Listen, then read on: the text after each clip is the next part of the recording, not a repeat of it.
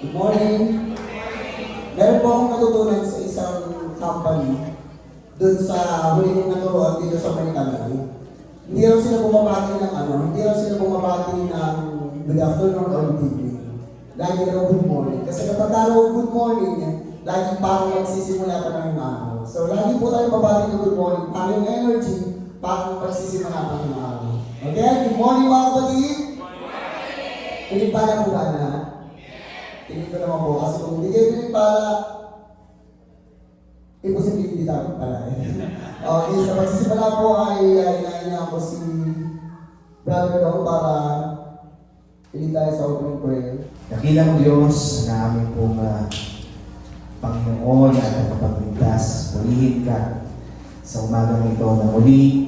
Narito po kami sa inyong harapan upang kami ay sumamba. Dumakila sa inyo pong kabutihan sa aming pong mga buhay. Lord, patuloy kami na nagpapakumbaba. Patawarin mo kami sa aming pong mga pagkukulang, sa mga mali namin ginawa, Panginoon, huwag mo pultong tingnan. Bagkos ang aming pong pangailangan sa inyo sa mga oras na ito, God. Dalangin namin, Panginoon, haleluya ng iyong banal na Espiritu ang siyang pumuno sa bawat sulok ng lugar na ito at siyang kumilos sa bawat puso at isipan namin sa umagang ito. Alisin mo, Panginoon, ang lahat ng mga hadlang upang kaming malaya na magpuri at pagpasalamat sa iyo, God. Itinataas po namin sa inyo ang mga manunugtong, mga awit, ang lahat ng mga gagamitin mo sa pulpitong ito, Panginoon. Ang iyong banal na Espiritu, Panginoon, ang siyang kumilos sa kanila. Langisan mo sila, Panginoon, upang sa ganun, Panginoon, ang aming pong pagpupuri ay maging matagumpay sa umagang ito, God. Lord, kumilos ka sa tao na gagamitin mo upang maghayag ng iyong salita. Ikaw, Panginoon, ang siyang mangusap sa bawat isa sa amin. At sa aming mga kapatid, Panginoon, na papunta pa lang dito, ingatan mo sila, ilayo mo sila sa anumang kapahamakan. At sa kanila na nakakalimot, paalala mo ang dakilang gawain mo, Panginoon, at pahalagahan nila, Panginoon, ang araw ng linggo. Namin, Panginoon, ang tagumpay sa araw na ito. In the mighty name of Jesus Christ of Nazareth, we pray. Everybody say Amen. Mga lahat, bitian po muna natin ang ating katabi. At sabihin natin, kapatid, pinagpala ka ngayon. Amen? Praise the Lord! Minsan pa palakpakan natin, Panginoon. Hallelujah! Kanina sa kasamang puri, hindi na gawin na natin ating Lord.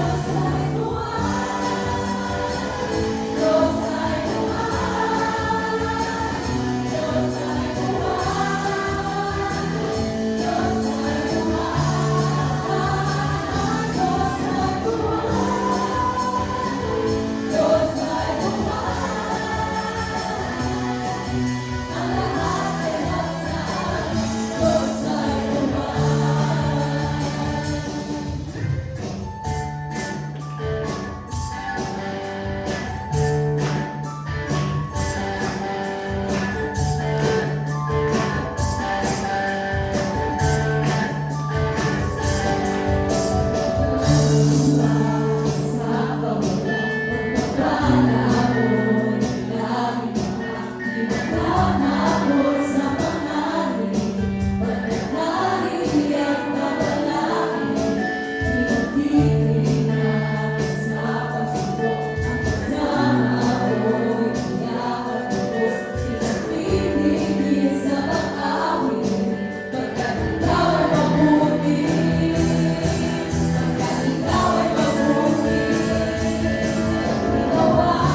pastor, hindi magpupuna sa banal.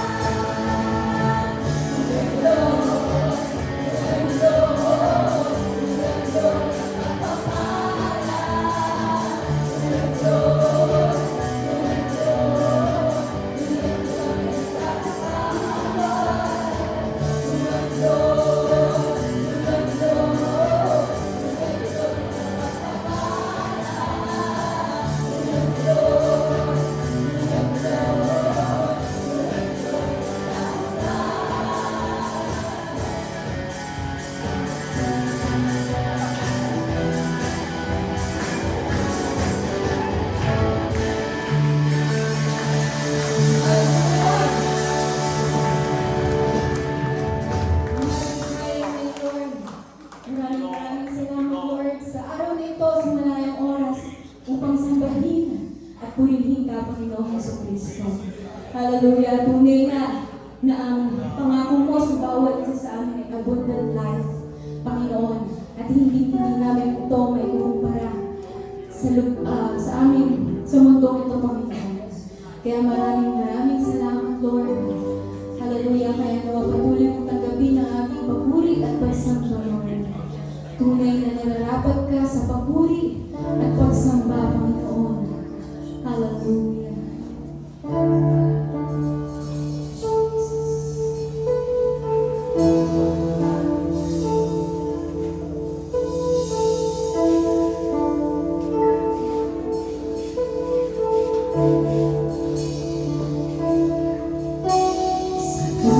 Sa dakilang mo, pag-ibig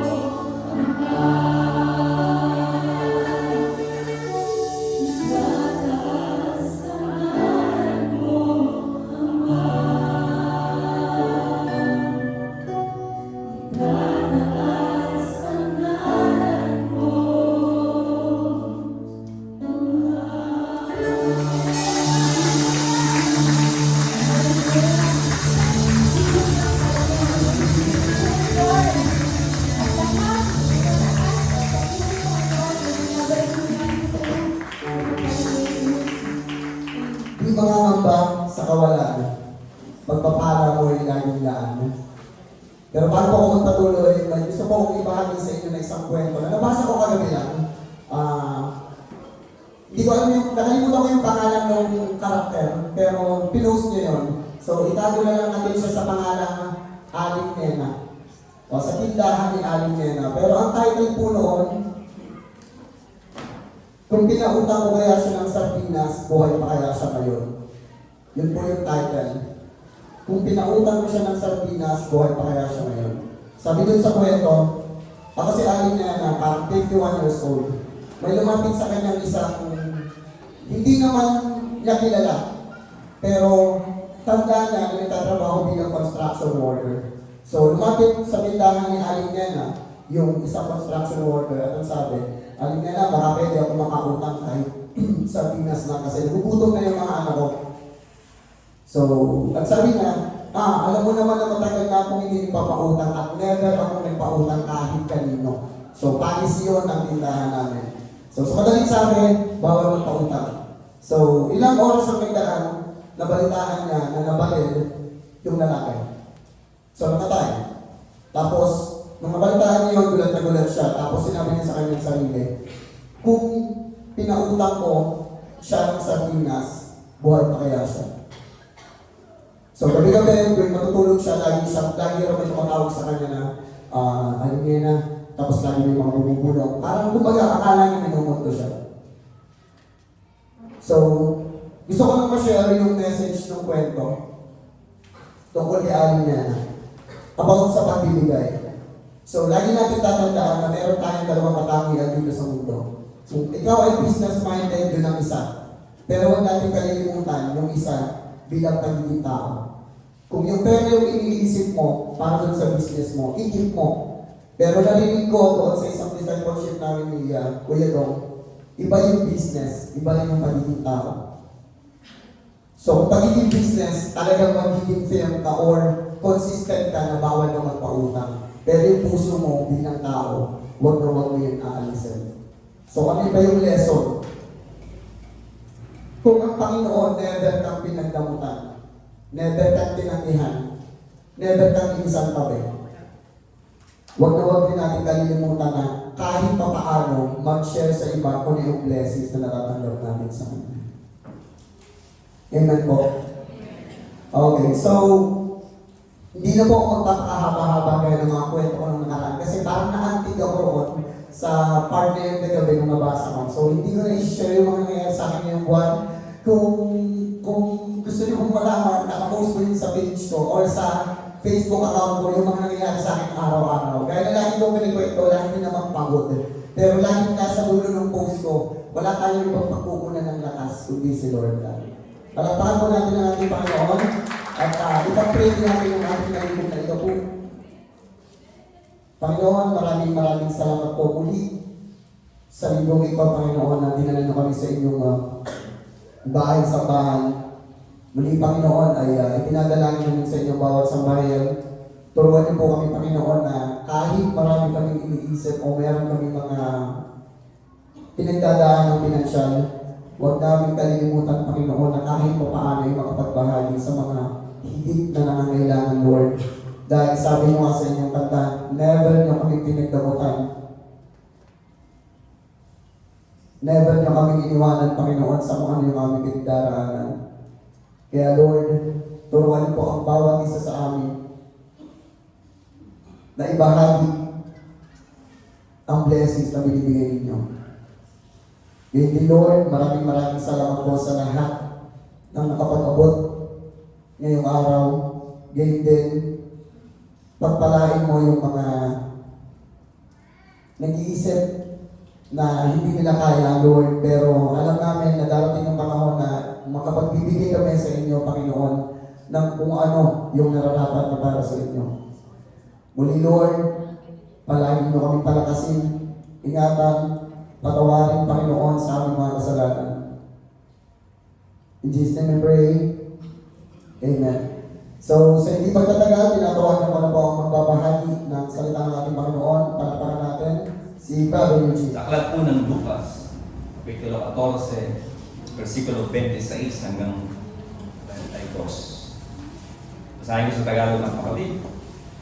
Kung ang sino mang tao'y pumaparito sa akin at hindi napopuot sa kaniyang sariling ama at ina at asawang babae at mga anak at mga kapatid na lalaki at mga kapatid na babae at pati sa kanyang sariling buhay man ay hindi siya maaaring maging alagad ko. Sino mang hindi nagdadala ng kanyang sariling krus at sumusunod sa akin ay hindi maaaring maging alagad ko. Sapagkat alin sa inyo ang kung ibig magtayo ng isang uog ay hindi muna uupo at tatayahin ang halagang magugugol kung mayroong maipagtatapos. Baka kung mailagay na niya ang patibayan ay hindi matapos.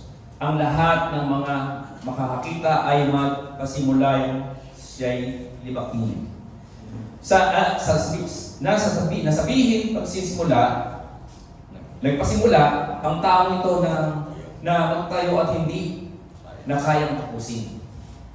Verse 31, o aling hari na kung nagsasalubong sa pakikipagdigma sa ibang hari, ay hindi mo na uupo at sasangguni kung makakaharap siya na may 10,000 sa dumarating na laban sa kanya na may 20,000.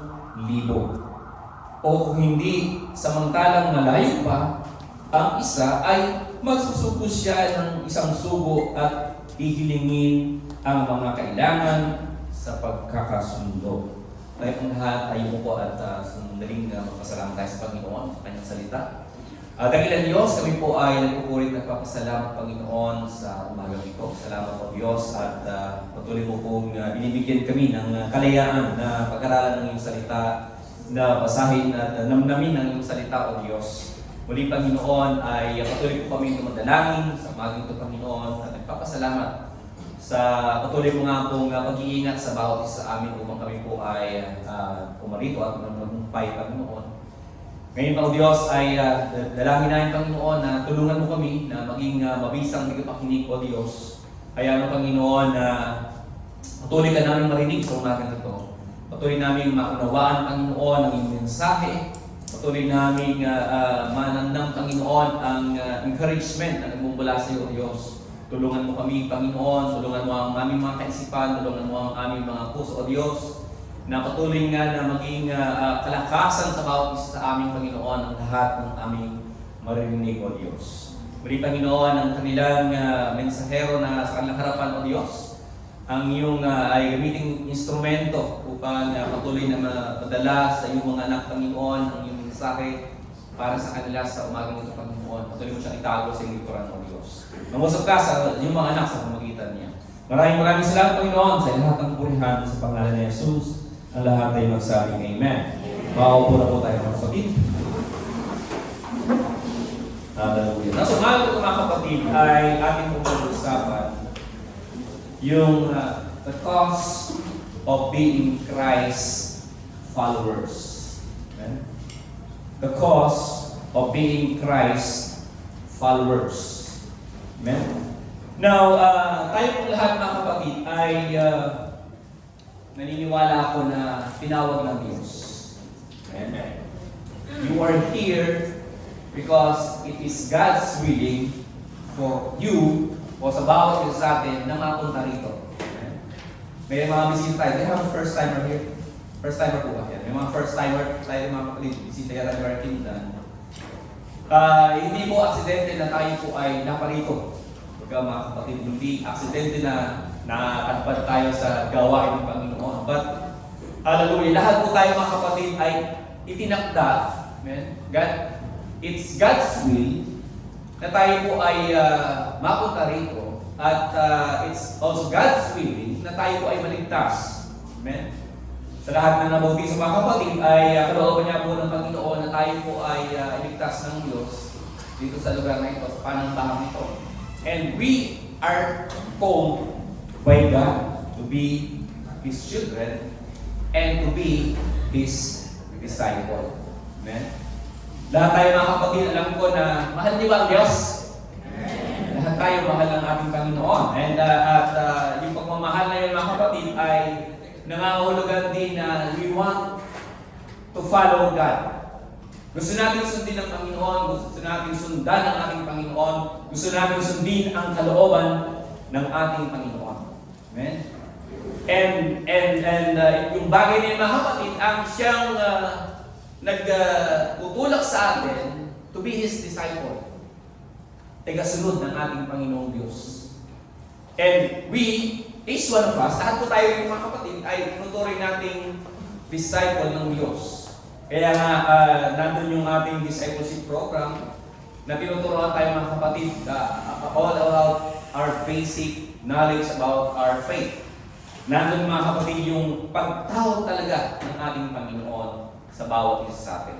Now dito sa ating binasa mga kapatid ay napakagandang talata kung saan ay it talks about how Jesus Christ, ini-illustrate mga kapatid ng ating Panginoong sa Kristo kung paano nga ba tayo magiging followers of Jesus Christ. Amen?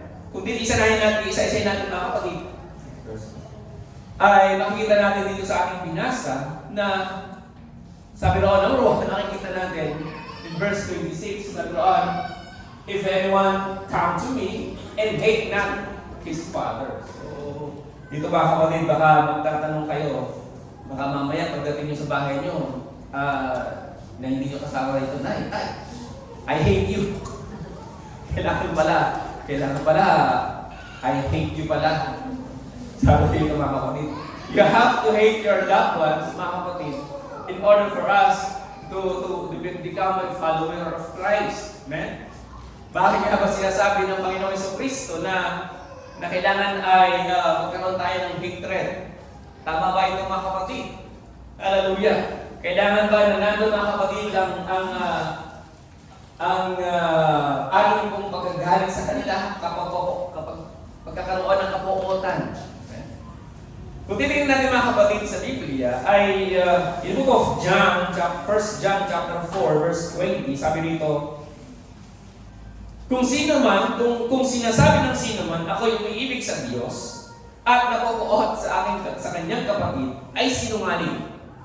Sapagkat ang hindi umiibig sa kanyang kapatid na kanyang nakita, ay paano makaibig siya sa Diyos na hindi niya nakikita. So medyo, kung titignan natin mga kapatid, na sabi ng mga unang talata, si Lucas ay we have to hate our loved ones. Ngayon naman sinasabi ng talata nito mga kapatid, hallelujah, ni Juan, na kailangan naman mahalin mo ang iyong kapwa, sapagkat ang pag-ibig mo sa kapwa mo, ang nagpapatunay na kaya mong mahalin din ang Diyos. Amen?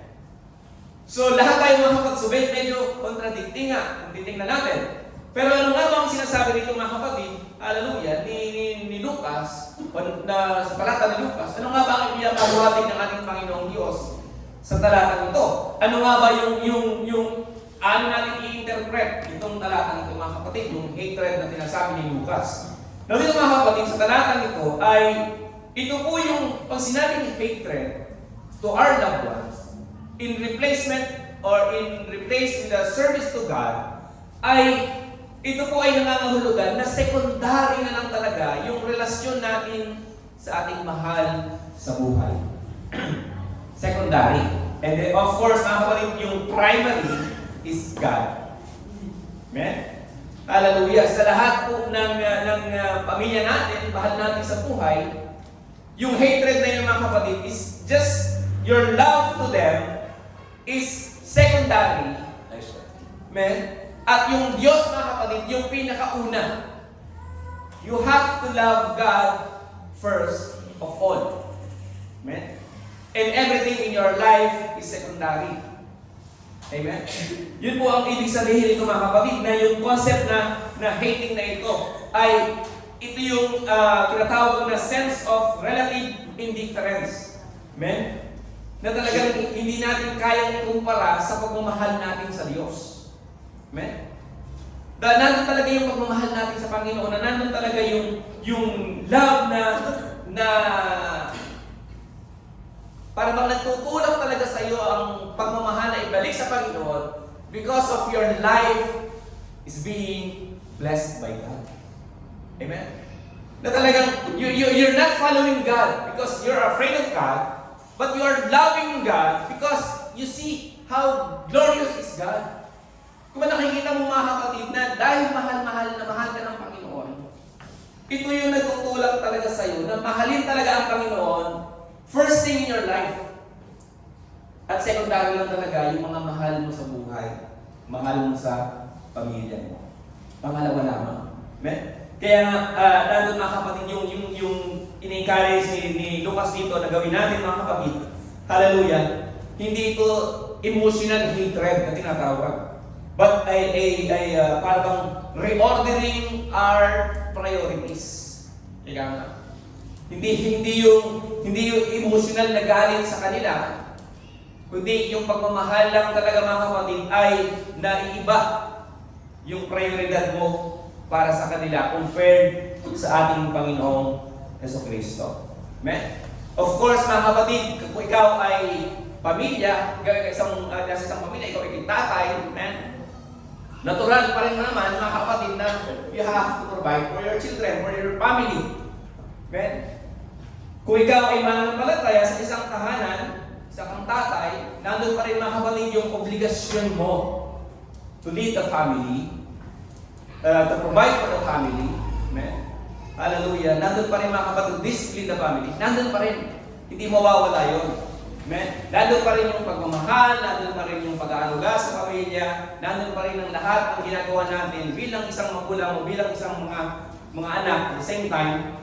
Pero, nandun pa rin, mga kapatid, yung tinatawag natin prioridad pa natin sa ating Panginoon. Now, in the book of 1 Timothy chapter 5 verse 8, ganito po ang sinasabi. Lalo kung ang sino man ay hindi nagkakandili sa mga sariling kaniya, lalo na sa kanyang sariling sambahayan, ay tumatanggi siya sa pananampalataya at lalo kasama masama kaysa hindi sumasampalataya. So matindi ito, mga kapatid. If you are father, mga kapatid, at ikaw ay mayroong pamilya, at ikaw ay mananampalataya, mga kapatid, hallelujah, at hindi ka kumakandili para sa iyong pamilya, hallelujah, ay sinasabi niya na mas masama ka pa sa hindi mananampalataya. Amen? Hallelujah, nakakalungkot naman kung ikaw ay, so na mahalaga, mga kapatid, talaga na you're para tumatayo ka talaga, hallelujah, sa isang pamilya. O bilang mga tatay, usually kasi mga tatay ang head of the family talaga. Amen? Pero sabi nila ngayon, yung mga minsan to, yung tatay nasa bahay lang, nag-aalag ng anak at yung nanay ang nagtatrabaho. Amen? Now, ang tinutukoy yung mga kapatid is being the provider of the family, mga kapatid, ay mahalaga pa rin, mga kapatid, sa bawat isa sa atin narito, na talagang we take care of our family, inaayos natin ating pamilya, hindi lamang sa spiritual na pangunguna natin sa loob na ating sambahayan, at maging sa ating pong tinatawag na material, everything sa lahat ng tahanan, nandun pa rin, mga kapatid, yung ating pong tungkulin. Amen? Sa kabila ng tungkulin natin sa ating Panginoon, nandun pa rin, mga kapatid, ang tungkulin natin sa ating Diyos. Now, in verse 27 po, mga kapatid, nung ating binasa kanina, sabi noon, mga kapatid, ng ating Panginoong Kristo, ay, in verse 27? Next verse. If any man, 27. Everything. Ayun ito, sarap. Sino ang hindi nagdadala ng kanyang sariling krus at sumusunod sa akin ay hindi maaaring maging alagad ko. So carrying the cross naman dito mga kapatid. Bukod kanina, sabi niya, if anyone hate not his loved ones, pangalawa mga kapatid ay if anyone will not carry his cross. Amen? So mga kapatid ay isa na namang paraan o parang ilustrasyon ng ating Panginoong Kristo. We will discuss it later mga kapatid, itong carrying the cross. Punta muna tayo doon sa verse 29. Sabi roon, susunod na mga verses, yung isang illustration, actually dalawang illustration ito mga kapatid na pinakita ng ating Panginoong Kristo. Number 1 is building a tower in verse 29. Sabi roon, yung pagtatayo ng tower. Sabi roon, illustration na kung saan mga kapatid, you have to consider. Kung ikaw ay magtatayo daw ng isang tower, isang building, o isang bagay, ay you have to examine, you have to check everything kung kaya bang maitayo. Amen? Hallelujah. At ito raw mga kapatid ang isang paraan kung paano ka susunod sa ating Panginoon. Isang ilustrasyon kung paano tayo susunod sa ating Panginoong Diyos. Amen? Paano natin makikita itong bagay na ito? Now, we have to think about yung paglilingkod natin sa Panginoon. Amen? Lagi nating sinasabi mga kapatid, lagi nang pinapangaral sa atin ang daan papunta sa ating Panginoon, our service to God, it's not a smooth journey. Amen? Hindi madali ang maglingkod sa Panginoon. Amen? Di ba, Brother William? Pero masarap maglingkod sa Panginoon. Amen? Hallelujah. Hindi madaling maglingkod sa ating Panginoon, pero nandun mga kapatid yung nakikita mo yung biyaya ng Diyos, yung pag-iingat ng Panginoon, hallelujah, habang ikaw ay naglilingkod. Amen? Yun yung sinasabi dito mga kapatid. You have na pag-aralan mo daw po ang tulad ng pagtayo ng tower, pinag-aaralan daw po mga kapatid niya yung kanyang gagawin. Kung ito ba ay matatapos yan dahil ayaw nga na mapulaan. Another illustration, yung susunod na verse mga kapatid, yung hari naman ang makikipaglaban. Sabi dito mga kapatid, ito rin po ay inahalin tulad sa verse 31. Sabi roon, inahalin tulad din siya sa isang pagsunod sa ating Panginoong sa Kristo ay katulad din ng isang hari na makikipagdigma. Amen? Sino nga ba ang makikipagdigma sa isang maraming kalaban kung ikaw ay kakaunti lang? Amen?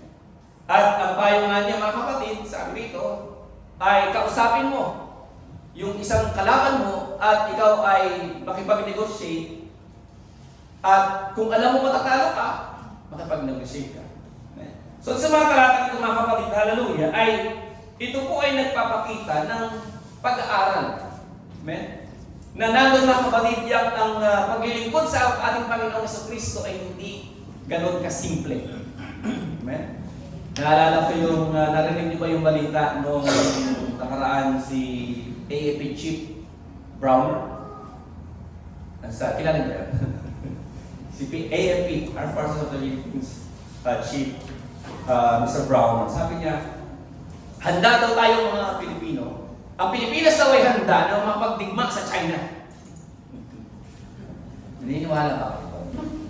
Hallelujah. Handa daw ang Pilipinas. Kung isipin mo saan banda.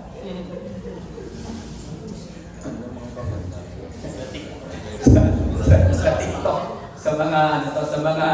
siguro sa mga, naman sa social media, pagka nagkalokohan, ay marami tayong aswang dito, tayong manananggal dito.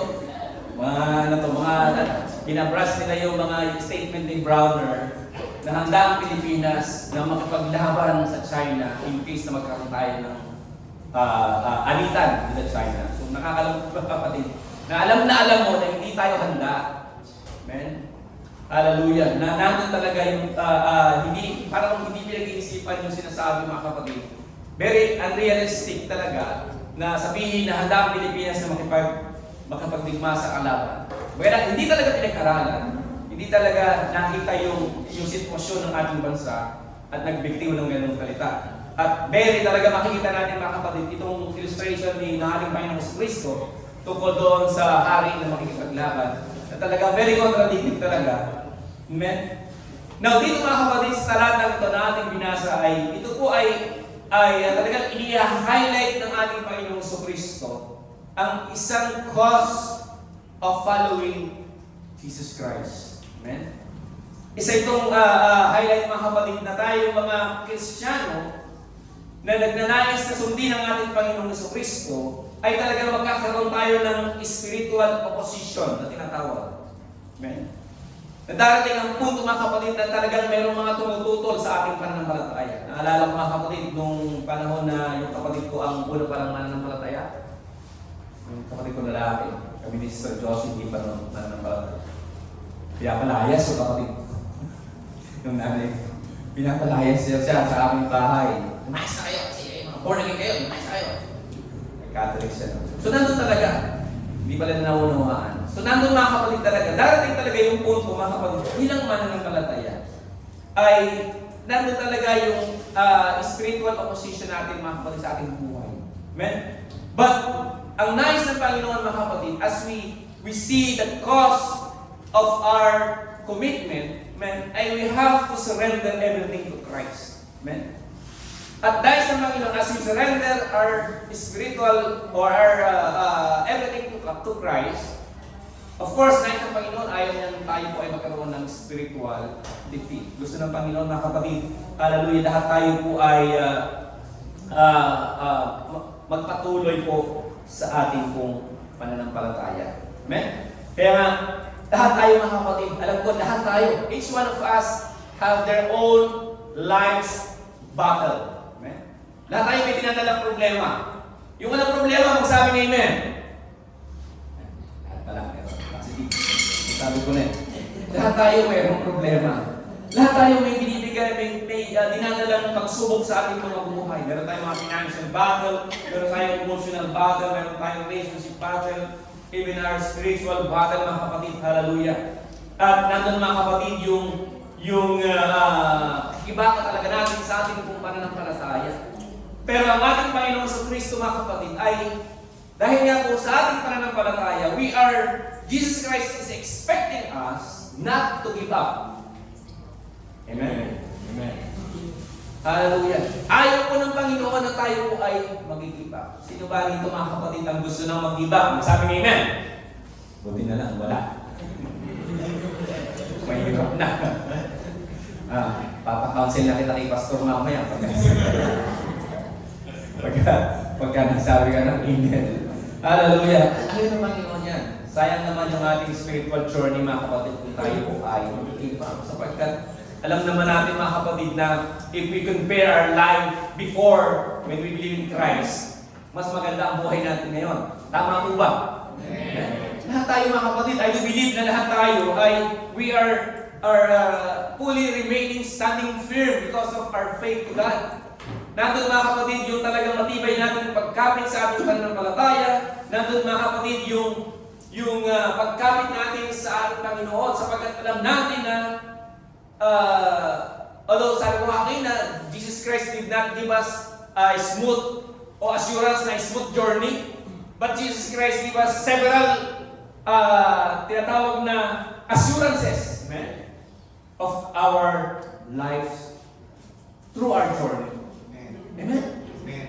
Marami tayong mga kapatid na hindi nga, tagalogin ito para mas biyakin yung lalo. Hindi po tayo binigyan ng Diyos ng mabuting daan, na magandang daan sa ating pong paglakbay sa ating mga pananampalataya. Pero binigyan tayo ng Diyos ng napakaraming pangako, magagandang pangako, na dadalhin daw po natin mga kapatid along our journey habang tayo ay tumatahak sa ating journey o lakad sa ating pong pananampalataya. Palapakan natin ang Panginoon. Hallelujah. Kaya napakaganda mga kapatid. Hallelujah. When we surrender the cost of our journey to Christ, tatanggapin talaga natin itong lahat ng mga assurances na ito mga kapatid. Hindi lamang yung 5 na hinahawakan natin mga 5 assurances na ating pong pinag-aaralan sa ating pong Jesus Serie. Kundi marami pa. Marami pang mga assurances mga kapatid na pinangako ang Panginoon para sa atin. Amen? In the book of Luke, chapter 9, verse 23 to 25, ganito naman po ang sinasabi. At sinabi niya sa lahat, kung ang sino mang tao ay ibig sumunod sa akin, ay tumanggi siya o tumanggi sa kanyang sarili at pasanin sa araw-araw ang kanyang krus at sumunod sa akin. Sapagkat ang sino mang mag-ibig iligtas ang kanyang buhay ay mawawalan nito. Datapwat sino mang mawala ng kanyang buhay dahil sa akin ay mailigtas niya nito yaon. Sapagkat ano ang pakikinabangan ng tao kung makamtan niya ang buong sanglibutan at mawawala o mapapahamak ang kanyang sarili. Amen? Hallelujah. Now, dito mga kapatid ay isa na namang talata na kung saan ang ating Panginoong Kristo ay ipinakita yung significant at kahalagahan mga kapatid o kahalagahan mga kapatid ng cost of following Jesus Christ. At unang-unang nga rito mga kapatid, halaga na kanina binanggit ko na yung self-denial. Usapan nga natin itong self-denial na ito. Amen? Sabi ng Panginoong Kristo, deny yourself. Amen? Ano ba yung sabihin nito mga kapatid? Of course, mga kapatid, kung ating titingnan, following Jesus Christ, hallelujah, is denying our own desires and priority to prioritize God. Amen? Kumbaga mga kapatid, ay ang ating pong self-denial, pagkalimot natin sa ating mga sarili, ay yun nga yung pagkalimot natin sa ating mga pangarap na maaaring makahadlang sa ating Panginoon, hindi po naman masamang mangarap. Huwag lang yung ating pangarap ay makakahadlangan natin makakahadlang sa prioridad natin sa Panginoon. Amen? Yun pong ating mga ginagawa, of course, mga kapatid, anything na atin pong ninanais, hallelujah, ay ito po ay hindi dapat makakapaghadlang sa prioridad natin sa ating Panginoon. Even our possessions, amen? Even our the things na ginagawa natin sa ating araw-araw na buhay, amen? Hallelujah. Ay denying them mga kapatid, hallelujah, ay isang kaparaanan upang hindi natin talaga ma-prioritize sa ating mga buhay, kundi ang ating Panginoong Diyos. Amen? Kaya nga maraming mga bagay mga kapatid na ginagawa tayo na pwedeng makahadlang po sa ating araw-araw na buhay at sa paglilingkod sa ating Panginoon. Now, question mga kapatid. Sino rito mga kapatid yung may apps ng mga Shopee, TikTok? Halos lahat?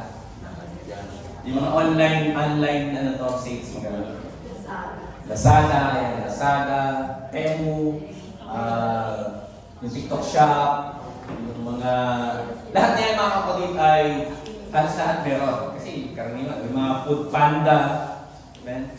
Lahat na yung mga app na yan mga kapatid ay they sell things that we buy. Bibili naman natin. Nabubudol tayo minsan. Ipapabudol naman tayo. Bili tayo ng bili. Kahit kung ano-ano lang, may mabili lang. Sabi nga, may mabili lang. Ako madalas din dyan. Bibili ko ano-ano. Bibigay ko lang naman. Bili-bili. Now, what my point is mga kapatid, lahat ng bagay na yan, na binibili natin online. When you add to cart, it is not yours. Hindi pa naman sa'yo. Inad mo lang sa cart mo.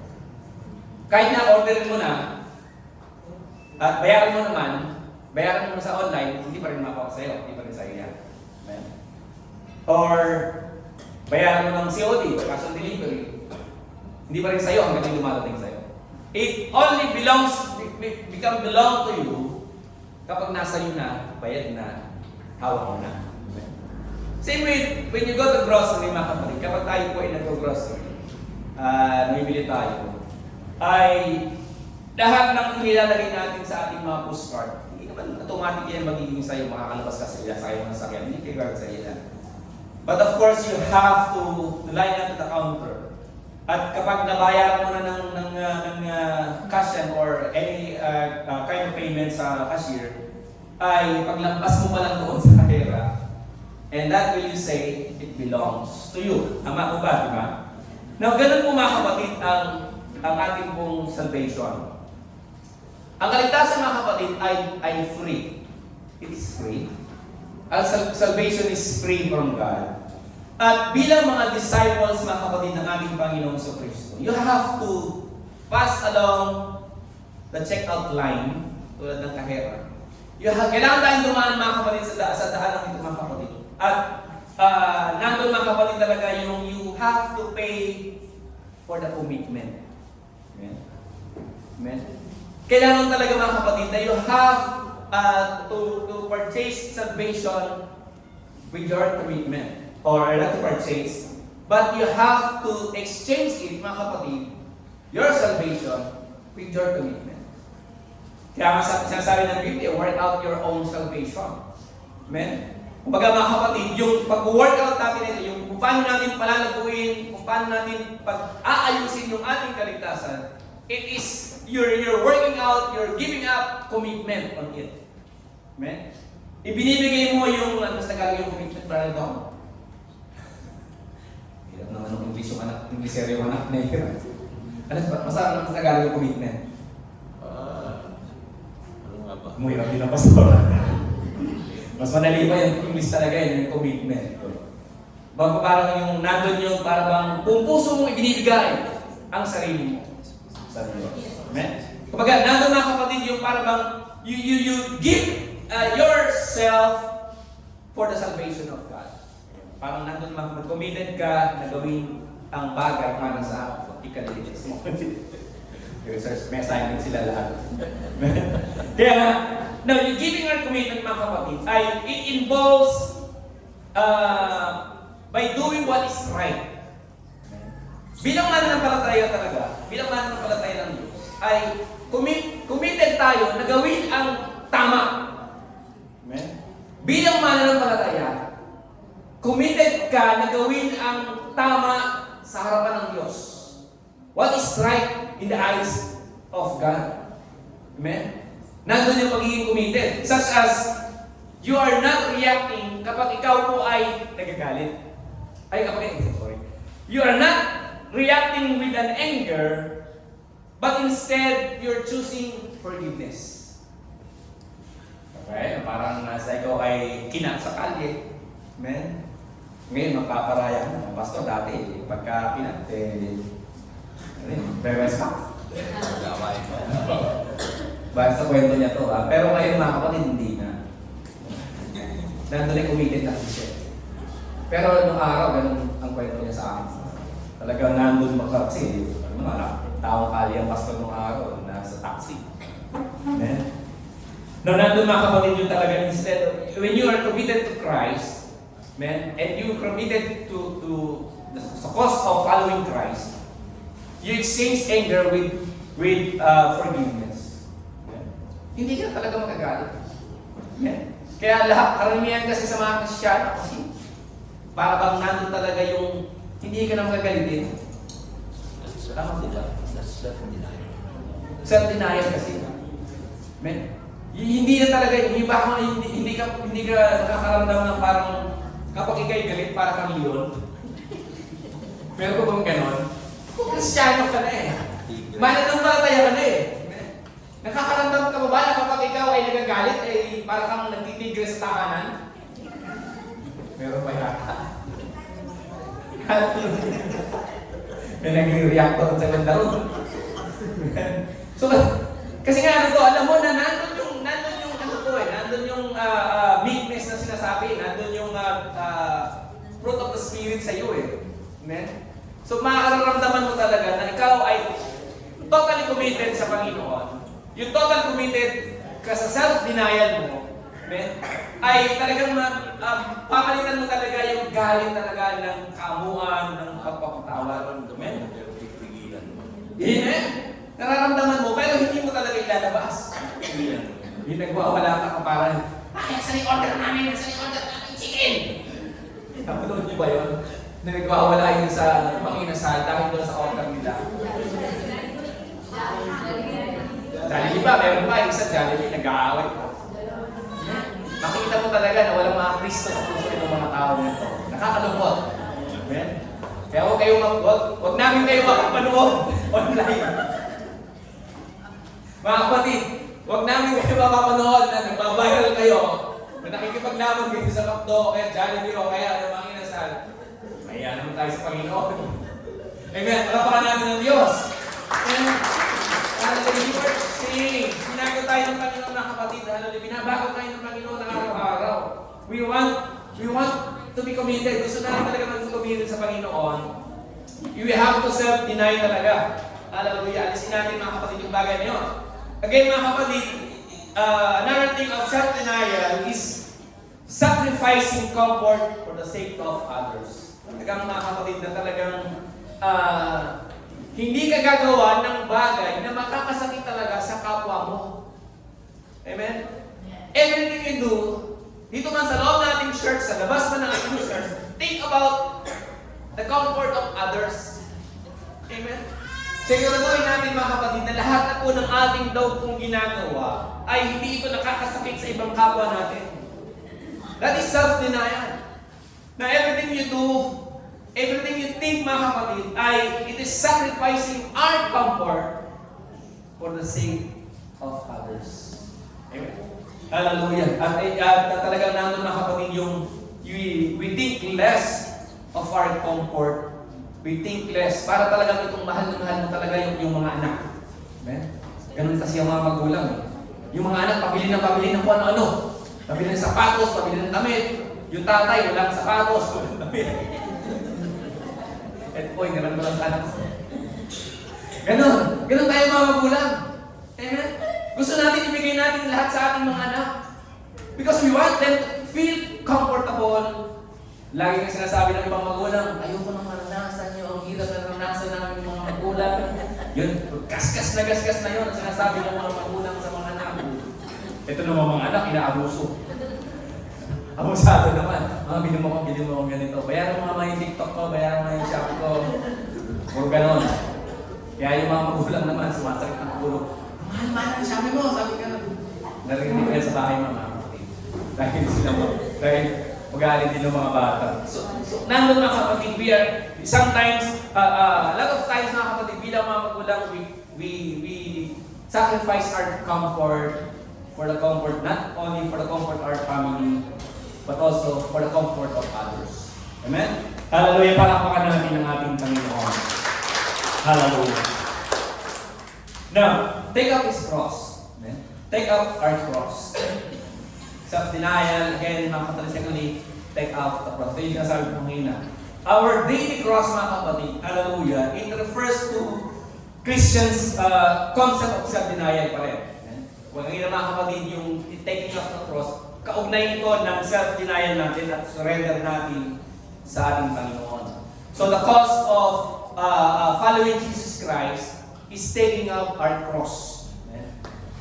Now, number one mga kapatid, to illustrate this taking up our cross, pagpapasan po ng ating mga cross. Number one mga kapatid, carrying our cross daily is surrendering to God's will. Habang pinapasan daw po natin mga kapatid ang ating mga krus araw-araw, hallelujah, ay ito po ay patuloy pa rin pagpapatunay at patuloy pa rin paglalarawan, pagsasangguni pa rin mga kapatid, of submitting to God's plan. Of course, yung plano ng Diyos para sa ating mga buhay. Amen?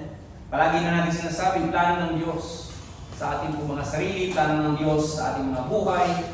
At submission ay kalakip ng pagtitiwala, of course. Amen? You trust God. Amen?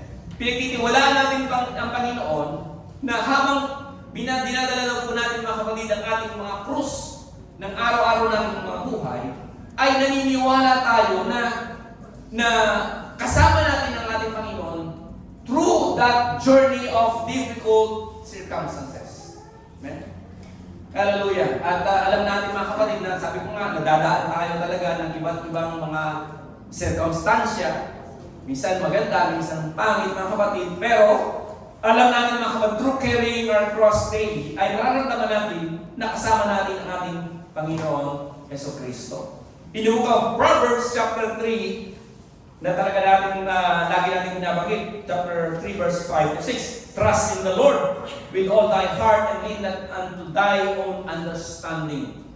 In all thy ways and acknowledge Him, and He shall direct your path. No, nandun mga kapatid, yung carrying our cross daily mga kapatid, it is trusting God with all our hearts. Amen? And acknowledging Him in our ways daily. Amen? Hindi linggo lang. Daily. Amen? Sa araw-araw mga kapatid, hallelujah, ay nagtitiwala tayo sa Panginoon at araw-araw mga kapatid, ina-acknowledge talaga natin ang ating Panginoon sa lahat ng ating mga lakad. Amen? Pangalawa, carrying our cross daily is enduring hardship. Amen? Sabi ko kanina, hindi mabuting daan ang tahakin ng pagsunod sa ating Panginoong Kristo. Remember the cross. Kung titingnan natin yung cross na pinasan ng ating Panginoong Kristo at kasama yung mga magnanakaw, ay it symbolizes mga kapatid yung crossbeam. Nagsisimbolize daw po siya mga kapatid that they're carrying their crossbeam to the place of execution. Amen? Nung pinasag mga kapatid ng ating Panginoong Kristo kasama ng dalawa, ay dadalhin sila sa kanilang kamatayan, sa parusa nila. Kaya nga ito ay it symbolizes endure suffering. Amen? Kumbaga, it symbolizes willingness to endure suffering. When you accept Christ, mga kapatid, kapag tinanggap mo talaga ang ating Panginoong Kristo and you want to be disciple of God, you are accepting to carry the cross and you are accepting the challenges of being a followers of Christ. At willingness ka talaga na endure ito. Amen? Natanggapin ito at kayanin. Hallelujah, ang lahat ng bagay na ito. Amen? Kaya nga nandun mga kapatid, hindi lamang willingness to endure, kundi nandun pa rin yung kahihiyan. Amen? Na ginawa ng ating Panginoong Kristo nung sila po ay binubuhat ito, nandun yung kahihiyan na pinapakita sa kanila. Amen? At the same time, of course, yung death po mga kapatid. Ibig sabihin, dying on one's own desire. Talagang when you carry your cross daily, you will make your own desire die. Mamamatay mga kapatid yung sarili nating pagnanais. Hallelujah. At we submit to the God's daily willing for us. Amen? In 2 Timothy chapter 2 verse 3, ganito po ang sinasabi. Makapagtitis ka sa aking ng mga kahirapan na gaya ng mabuting kawal ni Kristo. Thou therefore endured hardness as a good soldier of Jesus Christ. So, payo ni Timoteo mga kapatid, you became a soldier. Amen? Na talagang matikas, matibay, na kayang kayanin ang hirap ng pagiging follower of Jesus Christ. Romans chapter 5 verse 3 to 5, ganito po ang sinasabi, and not only so, but we glory in tribulations. Amen. Also, knowing that tribulation worketh patience, and patient experience, and experience hope, and hope maketh not ashamed, because the love of God is shed abroad in our hearts by the Holy Ghost is given unto us. Amen? Kumbaga mga kapatid, yung pong ating mga kapihatian, stage by stage mga kapatid, ito po ay nagdudulot ng improvement. Amen? Yung mga pagsubok na dinadalas natin ngayon mga kapatid, hallelujah, ay ito po ay talagang simula pa lamang upang tayo po ay magkaroon ng katiyagaan. Kaya nga sa prayer warrior namin, lagi kong pinagpray mga kapatid, na huwag alisin ng Panginoon ang mga pagsubok natin sa ating mga buhay. Nais kong, lagi kong pinapanalangin mga kapatid, to all of you, lahat tayo, na huwag alisin ng Panginoon ang mga pagsubok, mga trials sa ating buhay. Ang prayer request ko sa Panginoon, maging victorious tayong lahat sa lahat ng problema. Ma-overcome natin lahat ng problema sa ating mga buhay. Ma-overcome natin yung kung paano tayo sinusubok ng Panginoon, malagpasan natin. Yun ang panalangin ko lagi. Why? Sapagkat ganito po yung sinasabi, na lahat ng pagsubok natin sa ating mga buhay ay magbubunga ito ng katiyagaan. Amen? Kaya nga sabi nga yung kahirapan sanayan lang yan. Kung sanay ka na walang pera, masanay ka rin. Sanayan lang yan. Amen? Malalagpasan mo rin. Hallelujah. Kaya nga, yung lahat ng pagsubok na yan, sanay ka rin. Alam mo na yung gagawin mo. Alam mo na ito ay nagdudulot o ninanais ng Panginoon na magkaroon ka ng katiyagaan. So nandun na kapatid, kapag ikaw ay dumating sa pagsubok, tandaan mo, nais lang ng Panginoon na magkaroon ka ng katiyagaan. Magkaroon ka ng experience at magkaroon ka ng pag-asa. Huwag mawawala yun. May sunod-sunod yan. Kapighatian, katiyagaan, pagpapatunay, at pag-asa. Kumbaga mga kapatid, ay talagang sinusubok ka ng Panginoon to maging matibay talaga sa araw-araw. Amen? Kaya nga, you have to carry the cross daily to endure hardship. Pagpapanuloy natin ng Panginoon. Lord God. In the book of Matthew chapter 24 verse 13, sabi doon, datapot ang magtitiis hanggang wakas ay maliligtas. Of course, mga kapatid, napakahalaga nito na ito yung journey, life journey, ito yung spiritual journey na hindi natin dapat pagsukuan sapagkat ito yung hinihintay natin, yung wakas. Amen? Nagsimula tayong manampalataya sa Panginoon, tuloy-tuloy natin hanggang sa pagbalik ng ating Panginoon. We have to endure. Kailangan magtiis tayo mga kapatid. Pangatlo, carrying our cross daily is crucifying the flesh. Amen? In the book of Galatians chapter 2, verse 20, sabi naman ni Pablo, ganda nitong verse na ito mga kapatid. Of course, encourage you to make this your memory verse. Galatians 2:20. I am crucified with Christ, nevertheless I live, yet not I, but Christ liveth in me, and the life which I now live in the flesh, I live by faith of the Son of God, who loved me and gave Himself for me. Amen. If you want to carry your cross, mga kapatid, hallelujah, you have to carry your cross by crucifying yourself. Kailangan mga kapatid, kasama mong ipinako ang sarili mo kay Kristo. Amen. If anyone is in Christ, he is a new creature. Sabi nga ng Biblia. You will become a new creature kapag pinako ka, namatay na talaga yung una mong pagkatao. Amen? Hallelujah! At ito po ay kasamang nalibig ng ating Panginoon sa Kristo. Nung tayo nabautismuhan, again mga kapatid, nung tayo binautismuhan sa tubig, tayo inilubog sa tubig. Amen? Simula isa sa tayo inilibing kasama ni Kristo. Ito yung verse na yun. At yung pag-aronan natin mga kapatid, ito yung renewed na ikaw. At ikaw mga kapatid, yung bagong nilalang. All things are gone and new has come, sabi ng Biblia. Now, panatilihin daw po natin kasi minsan mga kapatid, ang ginagawa natin, resurrected ka na nga eh. Ibinubuhay mo pa rin yung dating ikaw. You're still reviving your old you. Amen? Hallelujah, dati kang chismosa, nilibing ka na nga, chismosa pa rin. Online chismis pa rin. Hallelujah. You are now, mga kapatid, inilibing namin yung dating ikaw. Okay? Hallelujah. You have to lose your life in Christ. Talagang naalis na talaga mga kapatid yung lumang pagkatao natin. Ito yung sinasabi, you have to lose your life to save it. Na ang ating pong pagkawala ng dating nating buhay. Amen? Binilibing na yung dating nating buhay. At meron tayong bagong buhay ngayon. Amen? Meron akong kilala nito. May kilala kong ganito mga kapatid.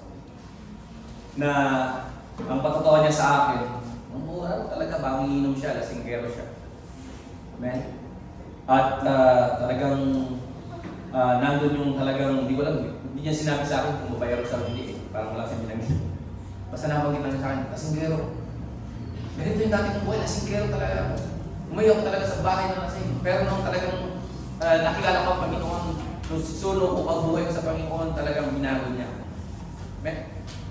Ganun mga kapatid ang gusto ng Panginoon na gawin talaga sa atin. Na you have to give your old life to God in exchange of your new life to Jesus Christ. That is following the cause of being a disciple. Amen? Isa. Amen? Hallelujah. Palakpakan natin ang Panginoon. It's like leaving home. Amen? Now, meron dito mga taga Quezon City, meron dito taga Makati, meron dito taga Pasig. Amen? You cannot live in Pasig and receive the benefits from Pasig, and you cannot live sa Makati and receive the benefits from Makati at the same time. Tama? Amen? Tama po ba? O pwede yung ganun, kahit saan pwede ka makareceive ng benefits.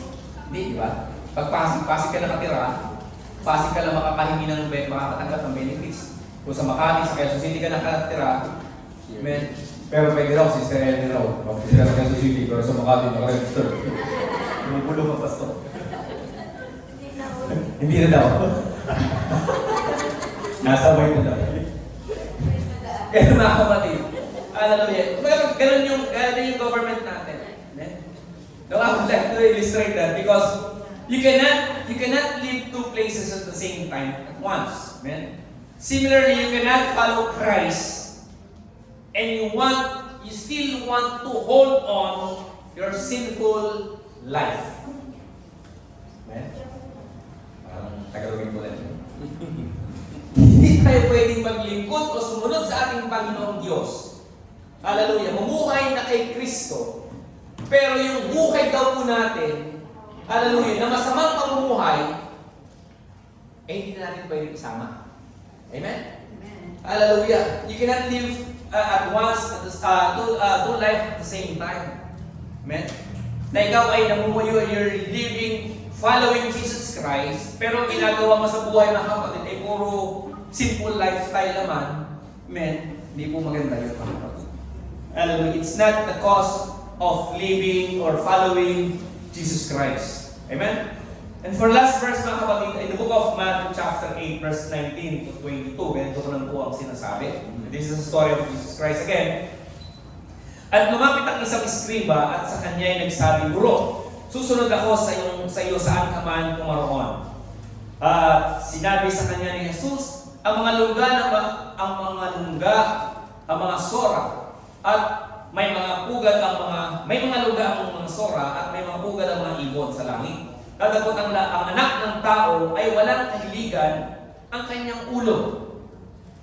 At ang isa naman sa kanyang mga alagad ay nagsasabi sa kanya, Panginoon, tulutan mo muna akong makauwi at mailibing ko ang aking ama. Dadapot sinabi sa kanya ni Jesus, sumunod ka sa akin at pabayaan mong ilibing ng mga patay ang kanyang sariling mga patay. So ito mga kapatid, it's another illustration of Jesus Christ na kung saan ay it talks about how the cost of following Jesus Christ, na ito po ay isang section na kung saan nagpapakita ng dalawang naniniwala sa ating Panginoong sa Kristo na sila po ay may kani-kaniyang dahilan. Amen? At kanya-kanyang parang gusto nilang sundin ang ating Panginoong sa Kristo, pero sila po ay tumanggi sapagkat may sarili silang mga dahilan.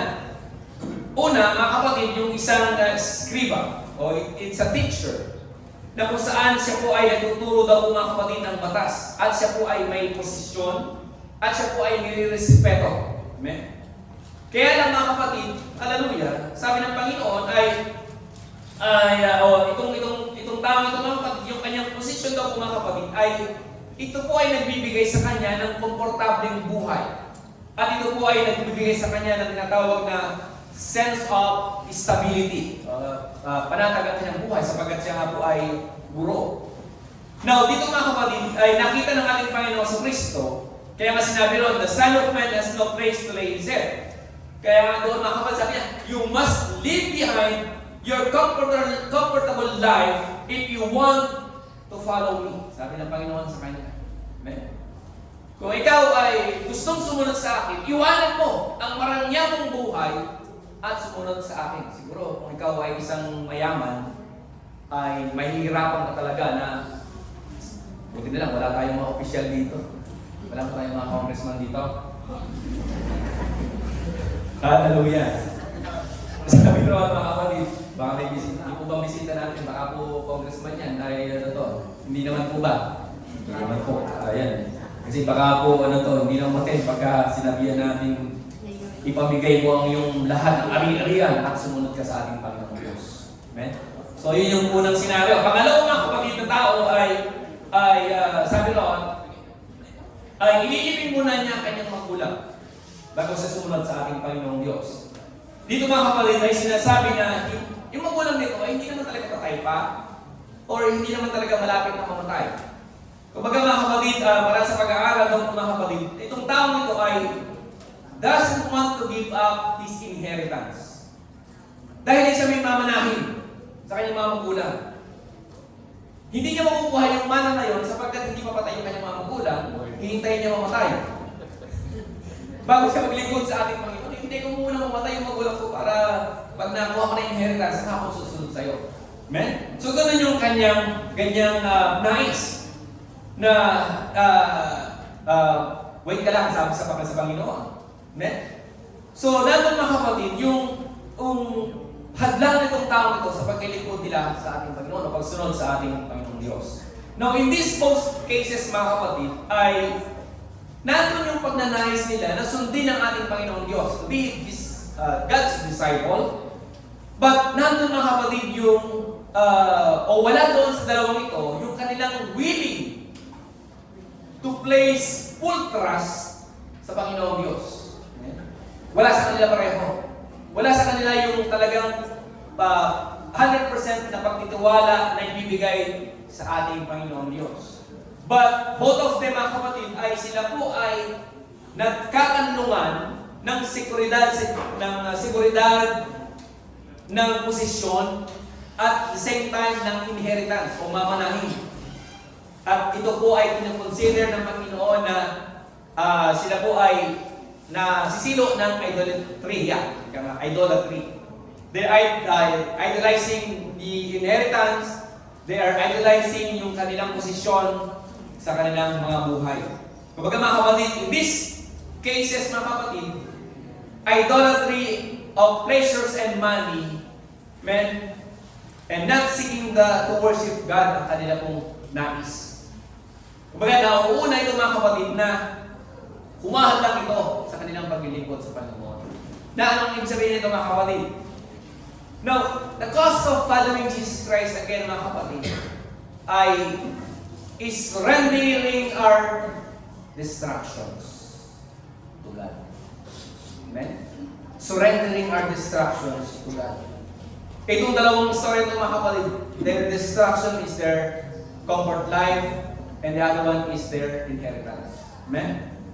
Kaya nga tayo mga kapatid, bilang mananampalataya, if you really want to follow Jesus Christ, if you really want to be disciple of Jesus Christ, hallelujah, lahat po tayo mga kapatid ay nire-require ng Panginoon to surrender the things that distract us, amen, from following, from serving Him. Amen? Para paglingkuran natin ng Panginoon. Amen? I hope mga kapatid, wala naman tayong mga distraction sa ating mga parang malalim ng mga distraction sa ating buhay. Yung mga hindi distraction pala. Distraction.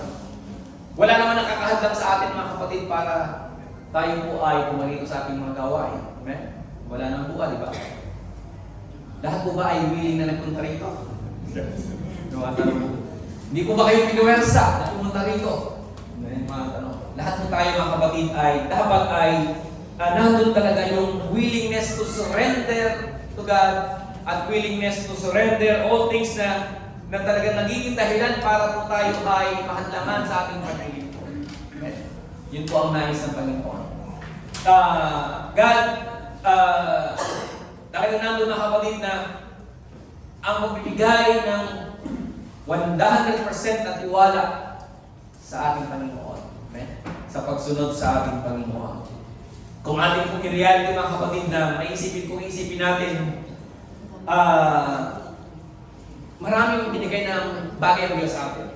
Kung titingnan lang natin mga kapatid sa araw-araw, kung mag-iisip ka, kung magmumuni-muni ka mga kapatid, kapag ikay nakaupo sa iyong bahay, ay kung titingnan mo ang iyong buhay, marami nang naibigay ang Diyos. Amen po ba? Amen? At kung titingnan mo rin ang buhay mo, marami ka nang nalampasan problema. Amen? Ayaw pa. Lahat tayo, sabi ko akin, lahat tayo may problema. Pero marami na rin tayong nalampasan ng mga problema. Si San Joseph, isang big testimony mga kapatid. Kala na namin, mamamatay na yan. Pero nandun pa rin ang Diyos. Amen? Hallelujah. Lahat tayo mga kapatid, hallelujah. Maraming magagandang bagay ang binigay at binibigay pa ng Diyos. Dahil sa ating patuloy pong paglingkod sa ating Diyos. Amen? Manatili nga po tayo naglilingkod. Hallelujah. Manatili tayong we offer our life to God. We continue to accept the cost. Pagtanggap lang mga kapatid talaga sa cost of following Jesus Christ. Kung tatanggapin lang talaga natin, we deny ourselves, we carry our cross mga kapatid, and follow Christ. Hallelujah. Ay talaga pong pagpapalain tayo ng ating Panginoon. And we must not give up. Hallelujah. Ano man ang nangyayari, anumang pagsubok sa ating buhay, we must not give up, but we must continue our journey, our faith to Jesus Christ. For the last statement, mga kapatid, I would like you to read this.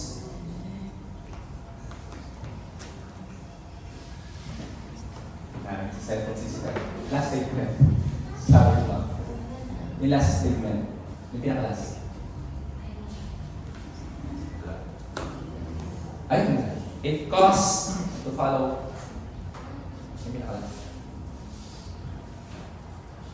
Ayun na. It costs to follow. Sorry. Pagbigyan. Napakaganda nitong talata ng mga kasama. Papagitin ko na lang. Okay lang. Maganda yung words. Yeah. It costs to follow Jesus Christ. But it costs more. Lot more. not. Ibig sabihin mga kapatid, yung pagsunod natin sa ating Panginoong Diyos, kapalit lang nito ay surrender, carrying our cross, trusting God. Amen? After that, blessings na. Puro blessings. But if you will not accept the cost of following Jesus Christ, mas marami pa. Malaki Mawawala sa iyo. You will lose lot more. You will lose the blessings, guidance, everything in your life. Even you will lose your life when you did not accept the cost of following Jesus Christ. Amen? Palakpakan natin ang Panginoon mga kapatid. Tayo sa mga kapatid. Hallelujah.